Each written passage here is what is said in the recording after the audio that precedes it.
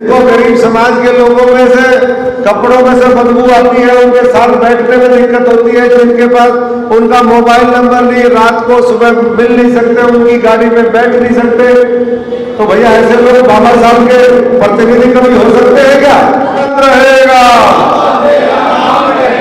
जब तक सूरज चांद रहेगा। जय जय जय जय जय जय जय भीम, जय जय जय जय जय जय जय भीम, जय भीम जय भीम, जय भीम जय भीम, जय भीम जय भारत, जय भीम जय भारत, जय भीम जय भारत।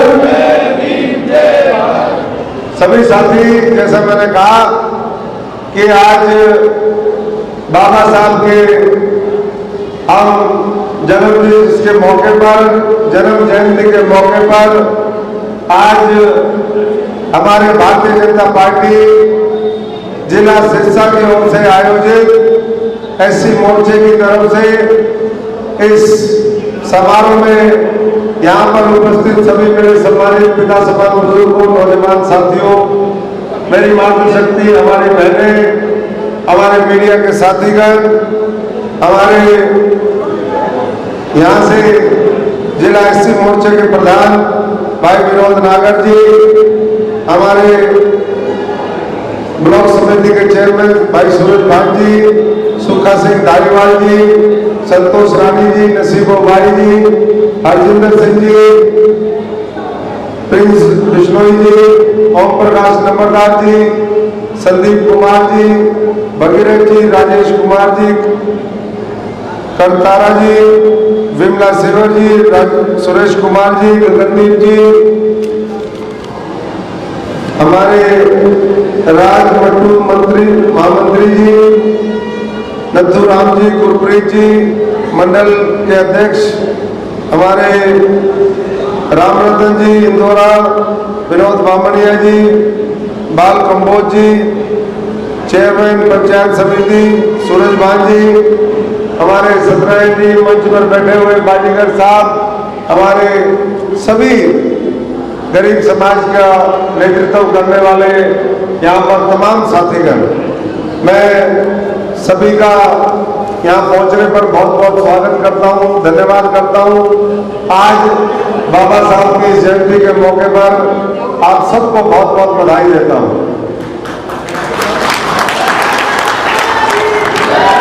साथियों, आप सब जानते हैं 1891 में बाबा साहब एक फौजी परिवार में, जो आज मध्य प्रदेश का महू है, उस समय क्योंकि वो उसको कहा जाता था military headquarter of the west, एक आर्मी की छावनी थी, वहाँ वो फौजी परिवार में पैदा हुए और उसके बाद जिस तरीके से उन्होंने अपने पूरे जीवन काल में संघर्ष किया, उन्होंने जिस तरीके से पढ़ाई करी, जिस तरीके से उन्होंने अन्याय और अत्याचार के खिलाफ लड़ाई लड़ी, वो आज न केवल गरीब समाज के लिए मिसाल है, बल्कि पूरी दुनिया के अंदर मिसाल है। और पिछले कुछ वर्ष पहले एक सर्वे हुआ कि भाई जो पूरी ये शताब्दी थी, उसका सबसे बड़ा नायक कौन है भारतवर्ष का, जो मूल निवासी है, और उसके अंदर सबसे आगे जो स्थान आया वो बाबा साहब भीमराव अंबेडकर जी का है। और वो इसलिए आया क्योंकि उन्होंने शिक्षा के बल पर कितनी डिग्रियां दी वो तो आप सब जानते ही हो, मैं यहाँ पर व्याख्या नहीं करूंगा, लेकिन दसियों बार से विदेशी डिग्री उन्होंने हासिल करी, बड़ी बड़ी डिग्रियां हासिल करी, और उसके बाद उन्होंने अपना पूरा जीवन समाज के लिए न्यौछावर कर दिया। उनको बैठे बैठे, क्योंकि जब आदमी पढ़ता है, अगर वो शारीरिक व्यायाम नहीं करता, तमाम तरह की जो है, हम भी जानते हैं कि बीमारियां लग जाती हैं, लेकिन समाज के लिए वो पढ़ते रहे, करते रहे, अपने बारे में नहीं सोचा। जब वो पढ़ाई कर रहे थे, उनके एक पुत्र का देहांत हो गया, उन्होंने उनकी भी वो नहीं करी। उन्होंने कहा कि भाई मेरे बच्चे नौछावर हो जाए कोई बात नहीं, लेकिन आने वाले समय में गरीब समाज का एक एक बच्चा सुरक्षित रहना चाहिए, आगे बढ़ना चाहिए। ये बाबा साहब का ध्येय और संकल्प था। तो इसलिए आज हम एक ऐसी महान विभूति को यहाँ पर याद करने के लिए इकट्ठे हुए, और आप सबसे मैं आह्वान करता हूँ, प्रार्थना करता हूँ, जो संविधान में वो हमें अधिकार दे करके गए, वो बहुत बड़े अधिकार है। गरीब अमीर सबको वोट का बराबर का अधिकार उन्होंने दिया। जब अमेरिका में महिलाओं को वोट का अधिकार नहीं था, वो कहते हैं कि भाई हम सबसे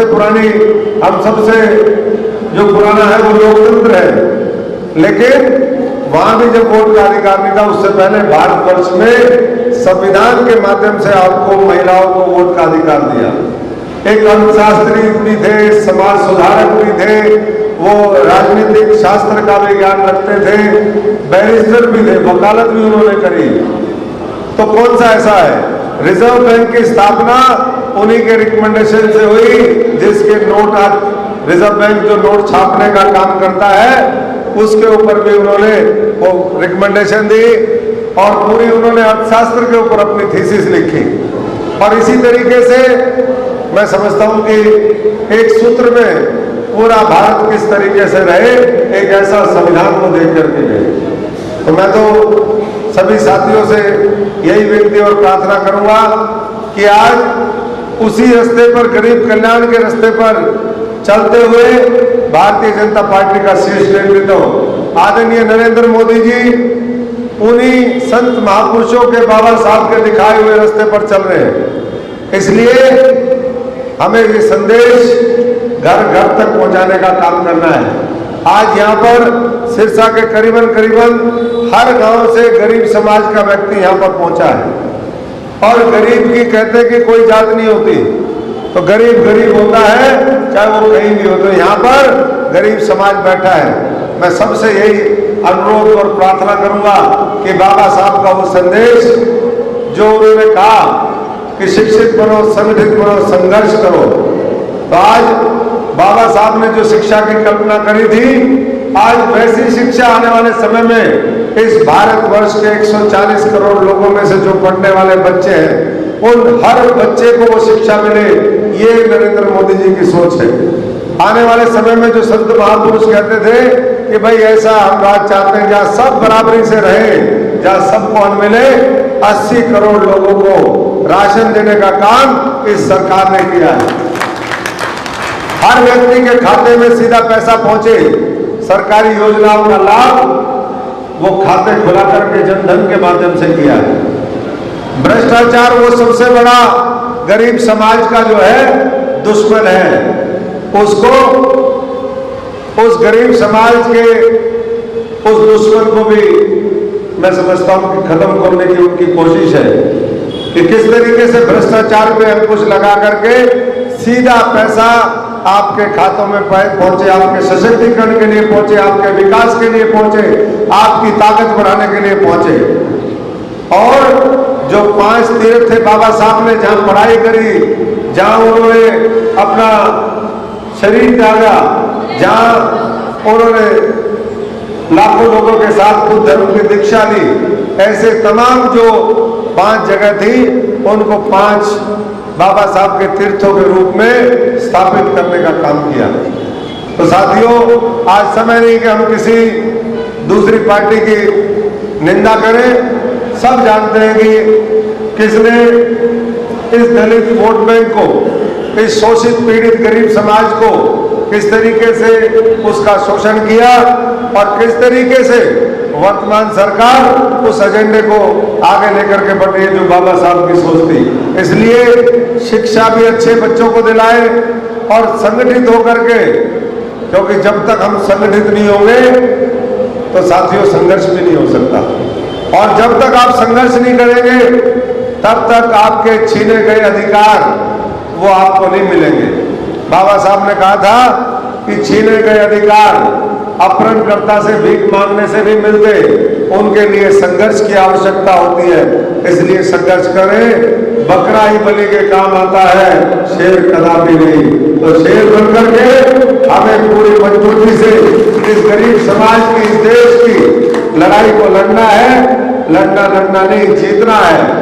और बाबा साहब के ऊपर बहुत तरह के लोग कई बार बातें करते थे कि जी उन्होंने तो सिर्फ गरीबों के बारे में सोचा। अरे जो संविधान व्यक्ति दे गया, इतने महापुरुष, वो संविधान तो देश का था। उसमें जो अधिकार आपको मिले, महिलाओं के लिए अधिकार दिए तो वो सबके लिए किए। और बाबा साहब कहते थे कि मैं सबसे पहले और सबसे आखिरी में मैं भारतीय हूं। तो भारतीय जो राष्ट्रवाद उनके अंदर था, जो देश के प्रति प्रेम था, मैं समझता हूं कि उसी भावना के साथ हम सब लोगों को मिलकर के मोदी जी के नेतृत्व में 2047 में विकसित भारत की लड़ाई लड़नी है। और जब तक एक एक भारतवासी, गरीब, अमीर, किसान, मजदूर, खेत में, खलियान में, हमारे शहरों में, गांव में, जब तक वो अपनी भागीदारी सुनिश्चित नहीं कर लेता, तब तक ये देश विकसित नहीं हो सकता है। इसलिए समान अवसर हर व्यक्ति तक पहुंचे, ये हम सब लोगों का और सरकार का भी ध्येय होना चाहिए। और सरकार का ध्येय ये है, क्योंकि आज कार्यक्रम बहुत ज्यादा है। आज जयंती के बहुत जगह मुझे भी जाना है। आज जो हमारे लोकसभा की संसदीय इसकी पूरी प्रबंधन कमेटी है, उसमें आदरणीय डॉक्टर सतीश पुनिया जी जो यहाँ चुनाव के प्रभारी लगाए गए हैं, वो अभी फतेहाबाद में मीटिंग ले रहे हैं। मुझे कहा गया था कि मैं जल्दी आ जाऊं, लेकिन मैं साथियों से मैंने कहा कि भाई आज हमारे भाई नागर साहब, उनकी पूरी टीम, उनके मंडल के अध्यक्ष, उनके जिले के पदाधिकारी सब मिलकर के बाबा साहब को की जयंती और उनको श्रद्धा सुमन अर्पित करने के लिए इकट्ठे हो रहे हैं। तो मैं उस कार्यक्रम के बाद आपके बीच में पहुंचूंगा। तो आज एक बार फिर मैं इस मौके पर आप सबको बहुत बहुत बधाई देता हूं और सबसे आह्वान करता हूं कि साथियों, समय आ गया है। अब धीरे धीरे हमारे गांव के दौरे शुरू हो चुके हैं। मेरी मातृशक्ति, हमारी बहनों के चेहरों के ऊपर चमक है। वो इसलिए है कि गरीब और ये जो साधारण परिवार की महिलाएं हैं, ये जो ड्रोन दीदी बनेगी ना, 3 करोड़ लखपति दीदी, इसमें गरीब समाज की सबसे ज्यादा हमारी बहनें होंगी। ये मोदी जी का विजन है। और इसलिए ये कह रही है कि भाई हम तो अब रुकने वाले नहीं है। 25 तारीख तक हम रोज रोटी घर में मिलेगी, बनाएंगे, खिलाएंगे, सबको जो है काम पे लगाएंगे। अगले 40 दिन मैं आप सबसे प्रार्थना करता हूं, जैसे सुभाष चंद्र बोस जी ने कहा था कि तुम मुझे खून दो, मैं तुम्हें आजादी दूंगा। मैं आपको कह रहा हूं कि आप हमें 40 दिन दो, भारतीय जनता पार्टी कमल के निशान के लिए, नरेंद्र मोदी जी के लिए, और उसके प्रतीक के तौर पे जो आप लोगों ने ये जिम्मेदारी मुझे दी है, 40 दिन आप दीजिए। आपके 40 साल में समझता हूं कि समझ जाएंगे। क्योंकि एक चुनाव केवल 5 वर्ष के लिए नहीं होता। एक चुनाव आने वाले कई दशकों तक की राजनीति और दिशा तय करता है, समाज की, राजनीति की, हमारा आर्थिक किस तरीके से देश आगे बढ़ेगा। तो इसलिए बहुत आप लोगों ने संघर्ष किया है। एक बार फिर पूरी ताकत से लगिए। और कोई किसी से यहाँ पर कोई भी मैदान में आ जाए, आप निश्चिंत रहिए, क्योंकि मैदान में वो लोग आएंगे, या तो कोई यहाँ का है, उसको अगले कोई कॉन्स्टिट्यूंसी में नहीं जानता, और अगर जो कोई आएगा जिसका नाम बड़ा है लेकिन उसके दर्शन तो आपको पता है बहुत छोटे हैं, तो इसलिए कोई परेशान होने की जरूरत नहीं है। 20-20, 30-30 साल बाद अगर किसी को सिरसा की याद आती है, तो आपने भी उनको जवाब देना भी है, जवाब मांगना भी है। जिनको गरीब समाज के लोगों में से कपड़ों में से बदबू आती है, उनके साथ बैठने में दिक्कत होती है, जिनके पास उनका मोबाइल नंबर नहीं, रात को सुबह मिल नहीं सकते, उनकी गाड़ी में बैठ नहीं सकते, तो भैया ऐसे लोग बाबा साहब के प्रतिनिधि कभी हो सकते हैं क्या? ऐसे आपके कभी प्रतिनिधि हो सकते हैं? तो मैं सबसे आह्वान और अनुरोध करूंगा कि 40 दिन अंत तक प्रयास करें, मेहनत करें। हम मजदूर लोग हैं यहाँ पर, जितने भी लोग बैठे हैं, हम खेतीहर किसान मजदूर लोग हैं और हमारे डीएनए के अंदर, हमारे खून के अंदर हजारों साल से हमने मेहनत और मजदूरी करी है। इसलिए हमारा कोई मेहनत में मुकाबला नहीं कर सकता साथियों। 18-18, 20-20 घंटे मेहनत करके जैसे बाबा साहब ने लड़ाई लड़ी समाज की, देश की, वैसे ही आप लोगों ने सबने मिलकर के सिरसा की लड़ाई लड़नी है, इस हरियाणा की लड़ाई लड़नी है। और लड़ाई लड़नी नहीं है, बहुत मजबूती से जीतनी है। यही मैं आह्वान करने के लिए आपके बीच में आया हूँ कि कोई भी, किसी भी साथी को कोई समस्या हो, कोई बात हो, वो नागर जी को, पूरी टीम को कह सकते हैं। जल्दी हमारा एक ऑफिस खुला हुआ है, मेरे घर में भी आप लोग जब मिलना चाहते हैं आप मिलते भी हैं। जल्दी एक और हम नया अपना पार्टी इस चुनाव का कार्यालय भी खोलेंगे। तो सारे साथियों को, जिसको भी आप लोगों ने मिलाना है, अगले कल से हमारे कल रानिया के कार्यक्रम है और रानिया के कार्यक्रम के बाद अगले 10 दिन हम लोग हर शहर के अंदर, क्योंकि अब कटाई का सीजन पूरे जोरों के ऊपर है, हर शहर के अंदर हम मुख्य जो हमारे साथी हैं या समाज के जो दूसरे लोग हैं उनके यहाँ चाय पानी खाने के कार्यक्रम होंगे। आप साथियों ने जो भी कार्यक्रम शहरों में करवाने हो, लेकिन उसमें महत्वपूर्ण लोग हों, उसमें कम से कम 50 से लेकर के 500, 1000 जितने लोग हो सकते हैं उसकी सूची आप इनको दीजिए, मेरे कार्यालय में दीजिए। हमारे भाई चांदमल जी है, ये और साथी भी हैं, ये सब आपके साथ भाई नागर जी के साथ मिलकर के आपसे समन्वय बिठाने का काम करेंगे। तो साथियों, फतेह बहुत बड़ी आप लोगों की होगी। अपना काम शुरू करिए। और वाजपेयी जी जो कहते थे